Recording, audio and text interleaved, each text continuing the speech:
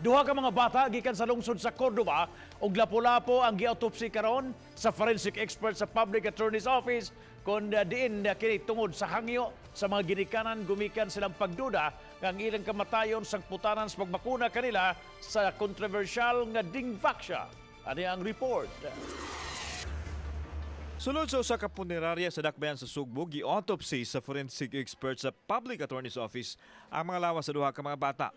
Base usab kini sa hangyo sa mga ginikanan kinsa nagpatabang sa paw tungod sa ginangatan sila anak. Emosyonal kining usa ka inahan gikan sa Cordova nga nagdala og hulagway siyang 10 anyos nga anak.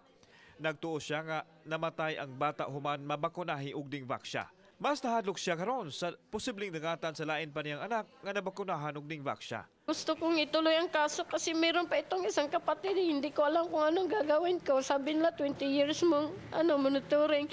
Paano kung monitor nandoon to sa Bacolod yung kuya niya? Samtang kutob na lang sa hulagway masudong sa magtiayong kaidlang ang 13 anyos nga anak. Ilang gibasol ang pagbakuna sa dingvaxia nga mao hinungdan sa kamatayon sa bata. Dako jud ang pagtuo nga related jud sa dingvaxia. Kay sa akong anak sa wala pa ko anig dingvaxia, abtik man kaayo sir oy.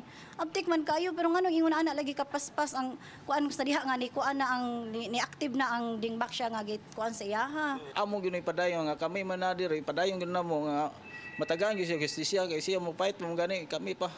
Ingon usab niini ang ginangatan sa anak sa magtiayon gikan sa dakbayan sa Lapu-Lapu.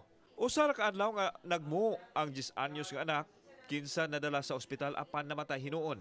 Justisya gyud among kuan kay ako gyud gipa-autopsy gyud namo sa paw amo gyud lihok kay ngano lisod man kayo kay wa jud mi tarong ikatubag sa mangutana nganong namatay among anak.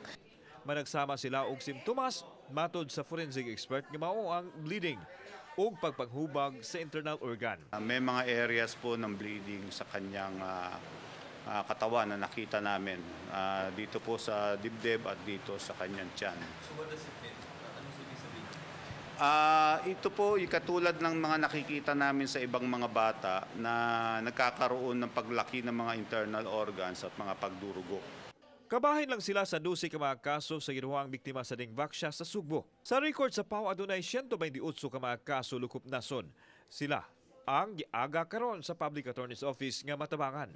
Kung tinuod man ang dingvaxia, ang gikamatyan sa mga biktima hustisya ang bugtong nilang gipangayo. Mas nabalaka sila karon sa mga bata nga nabakunahan ug nang hinaot nga mohimo og intervention ang kagamahanan aron wala nay mamatay. Naasahan namin mas marami yung ngayon dudulog dahil very active po yung mga naunang magulang, yung 10 magulang na lumapit sa PAW. At makikita mo ang malasakit nila.